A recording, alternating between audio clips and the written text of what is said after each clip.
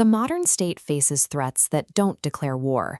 A mafia don running an extortion empire from a prison cell, a syndicate flooding the economy with flawless fake currency, a terror commander hiding safely behind a hostile nation's military security.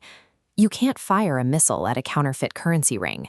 You can't send local police to arrest a don who already has the precinct officers on his payroll.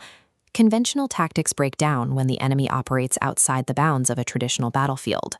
For 40 years, Atiq Ahmed weaponized this exact kind of untouchable fear in Uttar Pradesh. He turned criminal intimidation into absolute political power, running operations in broad daylight because he knew the system couldn't touch him. Taking down an entrenched shadow network requires fighting in the dark. It demands a highly classified, methodical approach, a 3-phase playbook designed to dismantle an empire from the inside out. The playbook begins with Phase 1, deep infiltration. You cannot destroy a target you cannot see. In 1973, Indian intelligence officer Ajit Doval crossed into Pakistan, beginning a covert mission that would last 7 years. Operating in deep cover requires erasing your own identity.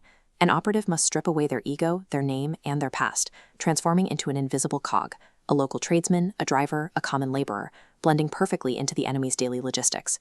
But every cover has an expiration date. When Pakistan's inter-services intelligence realized a mole was actively tracking their moves, they launched a massive hunt. Doval suddenly found himself with a 24-hour window to escape before his execution became inevitable. He navigated the blind spots of the city, disappearing into crowded streets to shake the ISI operatives tailing him.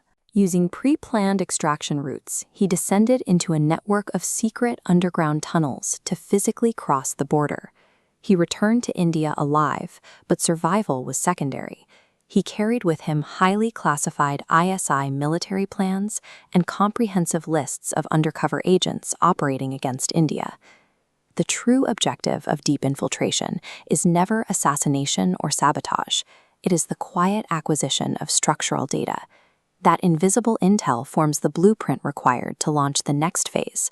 Phase 2 is mapping the shadow network. When intelligence agencies uncover a single clue, the instinct to strike is actively suppressed. Patience is the primary weapon. Look at this collection of counterfeit currency. In 2015, authorities in Bihar flagged a single forged banknote. Instead of making a localized arrest, the National Investigation Agency took a different approach, initiating quiet surveillance to trace its origin. The forgery was so accurate, it signaled a massive state-sponsored operation. The NIA uncovered a sophisticated, cell-based structure stretching from the Bangladesh border straight into Delhi. The genius of the network was its fragmentation. No single courier knew the identity of the person above or below them in the supply chain. Then, in November 2016, the Indian government announced demonetization, pulling 500 and 1,000 rupee notes from circulation overnight. This sudden economic shock threw the hidden counterfeit network into absolute panic. Desperation forces errors. Operatives scrambled to dump their worthless inventory and made frantic, unencrypted phone calls. By monitoring these panic-induced mistakes, the NIA watched the isolated dots of the network finally connect themselves. The traced calls led directly to a Delhi flat and a kingpin named Abdul Rahman. Authorities recovered his coded ledger, documenting a highly organized 70 crore rupee supply chain. Phase 2 utilizes systemic shocks to apply overwhelming pressure. By forcing the enemy into panic, the state compels them to reveal their own hidden vulnerabilities, setting up the final blow. Phase 3 is the systemic strike. Arresting a single kingpin leaves the organization intact. To win, the state must annihilate the entire ecosystem that supports the leader.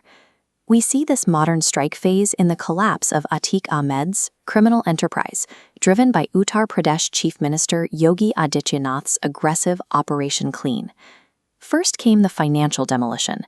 The government deployed heavy machinery to physically crush over 70 crore rupees worth of Atiq's illegally acquired properties, choking off the cash flow that maintained his power. Next was the operational demolition. Law enforcement actively neutralized the gang's armed enforcers on the street. When Atiq's son, Assad, was killed in a police encounter, the syndicate lost its primary muscle and its aura of invincibility. The final step was psychological demolition. The state transferred Atiq Ahmed to the high-security Sabarmati jail in Gujarat.